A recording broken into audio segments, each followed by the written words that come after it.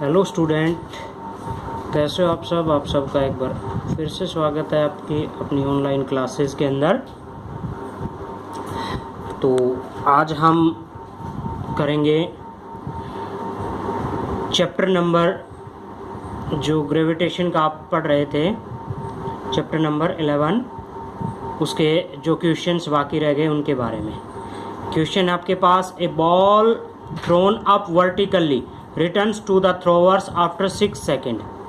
ए ball thrown vertically upward, एक बॉल है ऊपर से नीचे नीचे से ऊपर की तरफ फेंकी जाती, vertically upward, thrown up, return to the thrower after 6 second, और बॉल ऊपर से वापस फेंकने वाले के पास 6 सेकेंड में आ जाती है। क्या फाइंड आउट करना है? Find the velocity with which it was thrown up, कितनी वेलोसिटी से इसको फेंका गया, और द मैक्सिमम हाइट रीच्ड, कितनी हाइट h की वैल्यू फाइंड आउट करनी है, एंड पोजीशन आफ्टर 4 सेकेंड। तो सबसे पहले जो गिवन है आपके पास वो लिख लेते हैं हम, क्वेश्चन नंबर 18 एक्सरसाइज का। तो आपको पता होना चाहिए कि टाइम ऑफ एसेंट यानी कि ऊपर जाने का इज इक्वल टू होगा time of descent. Time of ascent और टाइम ऑफ डिसेंट दोनों इक्वल होंगे। तो टाइम क्या आ गया आपके पास, टोटल 6 सेकेंड थी तो इसको 2 से डिवाइड कर दिया, 3 सेकेंड। दोनों टाइम क्या आ गया आपके पास, 3 सेकेंड। तो इसमें फर्स्ट क्वेश्चन कंसिडर करते हैं। क्या फाइंड आउट करना है फर्स्ट क्वेश्चन में? Velocity with which it was thrown up, कितनी वेलोसिटी से फेंका गया, यानी कि u की वैल्यू आपको फाइंड आउट करनी है। कोई भी बॉडी जब ऊपर जाती है तो फाइनल वेलोसिटी हो जाती है 0 मीटर पर सेकेंड। जब बॉडी ऊपर जाती है इस पोजीशन पे फाइनल वेलोसिटी इसकी क्या हो जाती है, 0 एट द टॉप। एक्सेलरेशन क्या होगा अगेंस्ट द ग्रेविटेशनल फोर्स, तो -9.8 मीटर पर सेकेंड स्क्वायर, और टाइम पीरियड कितना दे रखा है, 3 सेकेंड। u की वैल्यू फाइंड आउट करनी है, तो using equation v is equal to u plus 80। ठीक है, हमने ये इक्वेशन इस्तेमाल की। u की वैल्यू फाइंड आउट करनी है, 0 is equal to u plus a की जगह पे -9.8 और t की जगह पे क्या रख दिया हमने, 3 सेकेंड। इसको कैलकुलेट करेंगे, minus u is equal to minus इसकी मल्टीप्लाई इधर आ गई, तो ये आ गया आपके पास 29.4 कैंसिल। तो u इज इक्वल टू कितना आ गया, 29.4 metre per second. Okay, next question है आपके पास इसी में कि मैक्सिमम हाइट रीच, कितनी हाइट पे ये पहुंचेगा। इसमें मैक्सिमम हाइट फाइंड आउट करनी है, s की वैल्यू। s की वैल्यू फाइंड आउट करने के लिए आपके पास कौन सा फॉर्मूला अप्लाई करोगे आप? इस पे average velocity into time, u plus v upon में 2, ये तो होगी average velocity into time. Values find out करनी है, मान लीजिए h, u की वैल्यू कितनी है 29.4, फाइनल वेलोसिटी क्या होगी 0 upon 2 into time period 3 second. h की वैल्यू आपके पास कितनी आ गई 44.1। इसको जब हम कैलकुलेट करेंगे मीटर, ये आ गई मैक्सिमम हाइट दिस रीच्ड, कितनी हाइट पे ये पहुंच जाएगा आपका जो बॉल है वो, नीचे से जब उसको थ्रोन अप करेंगे, वर्टिकली थ्रोन अप करेंगे तब।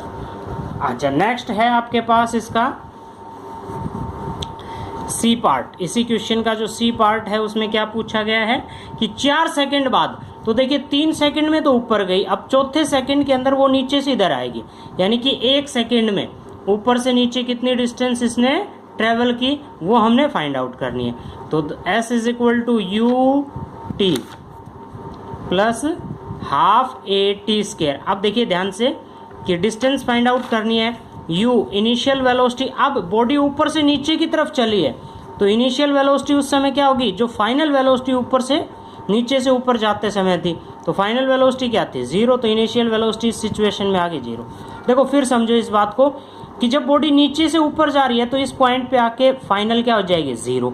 अब ऊपर से इधर चलेगी तब इनिशियल वेलोसिटी कौन सी थी, ये वाली, यानी कि v इज इक्वल टू जो u के बराबर। अब v क्या है वैल्यू यहाँ पे 0, तो इनिशियल वेलोसिटी ऊपर से नीचे आते वक्त डाउनवर्ड पोजीशन में क्या होगी 0 प्लस 1/2। अच्छा, a की वैल्यू आप क्या लेंगे, एक्सेलरेशन ड्यू टू ग्रेविटी, नीचे की तरफ आ रही है तो पॉजिटिव 9.8 और t की वैल्यू क्या लेनी है हमने 1, क्योंकि 1 सेकंड, 3 सेकंड में तो ऊपर गया और 1 सेकंड में नीचे की तरफ आया। तो s इज इक्वल टू क्या आ गया, इसको सोल्व करेंगे तो 4.9 मीटर। कहाँ से आ गया, बिलो टॉप, ऊपर से नीचे, बिलो टॉप। ओके, तो आपके पास नेक्स्ट क्वेश्चन है, in what direction does the buoyant force on an object immersed in the liquid acts. Next question है आपके पास, देखिए, in what direction the buoyant force on an object immersed in liquid act. किसी भी object को जब liquid में emerge किया जाता है, डुबोया जाता है, तो बायोवेंट फोर्स किधर लगेगा, बायोवेंट फोर्स जो लगेगा अपवर्ड डायरेक्शन में। Buoyant force act in vertically upward direction at the centre of buoyancies. Buoyancy centre या centre of buoyancy is the centre of gravity of displaced liquid. क्या अर्थ हुआ इस लाइन का, कि centre of the buoyancy is the centre of gravity of the displaced liquid. जिस liquid को displace किया गया, अपनी कोई भी बॉडी जब हम लिक्विड के अंदर इमर्स करते हैं तो वो क्या करता है, पानी राइज अप करता है थ्रस्टिक रो की कहानी के अकॉर्डिंग, तो वो है आपका displaced liquid.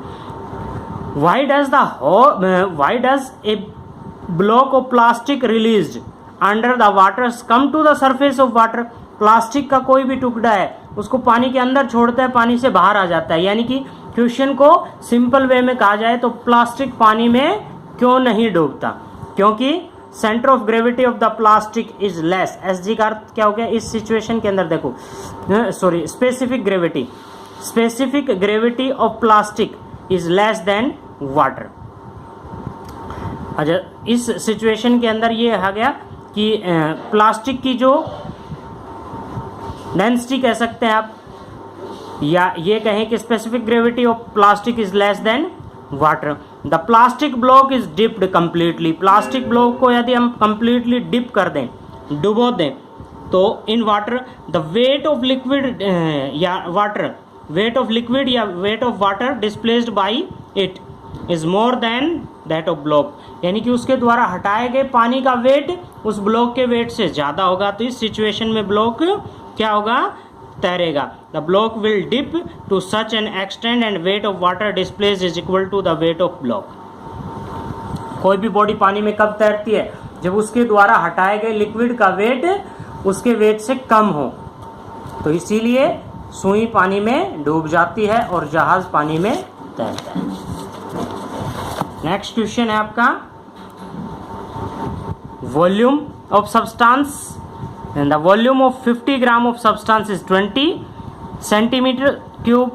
The density of water is 1 gram per centimeter cube. Will the substance float or sink? क्या substance पानी में, तो हम इसकी डेंसिटी निकालते हैं, मास अपॉन में वॉल्यूम, क्या आ गई 50 अपॉन में 20, ये 2.5 ग्राम। और इसकी जो डेंसिटी है वो वाटर की डेंसिटी से ज़्यादा होगी। तो वाटर की डेंसिटी से किसी भी ऑब्जेक्ट की डेंसिटी ज़्यादा होगी तो वो ऑब्जेक्ट पानी में डूबेगा। The substance will sink in water. The volume of 500 gram sealed packed is 350 centimetre cube. Mass दे दिया और वॉल्यूम दे दिया। विल द पैक फ्लोट और सिंक इन द वाटर। उसी तरह से ये निकालना है कि पानी के अंदर वो पैकेट डूबेगा, तो इसकी डेंसिटी निकालते हैं। डेंसिटी क्या होगा, मास अपॉन में वॉल्यूम। तो क्या आ गई इसकी डेंसिटी 1.43 ग्राम पर सेंटीमीटर क्यूब। और वाटर की डेंसिटी क्या है 1 से ये ज़्यादा हो गया तो कोई भी जिसकी डेंसिटी पानी की डेंसिटी से ज़्यादा होगी वो सब्सटेंस पानी में क्या होगा, सिंक, डूबेगा। The water displaced completely sink in equal to the volume. तो पैकेट ये हो गया। तो इस सिचुएशन के अंदर अगला क्वेश्चन है कि mass of the water displace volume into density of water. तो कितना वॉल्यूम होगा, जितना वॉल्यूम पैकेट का वॉल्यूम है वो पानी की डेंसिटी कितनी है 1 ग्राम। तो कितना आ गया आपके पास 350 ग्राम वाटर डिस्प्लेस्ड किया गया था उसका मास। ओके, तो ये चैप्टर आपका कंप्लीट। कोई भी प्रॉब्लम यदि आपको आती है तो आप डायरेक्टली मेरे को इस नंबर पे व्हाट्सअप कर सकते हो 9466966481। ओके।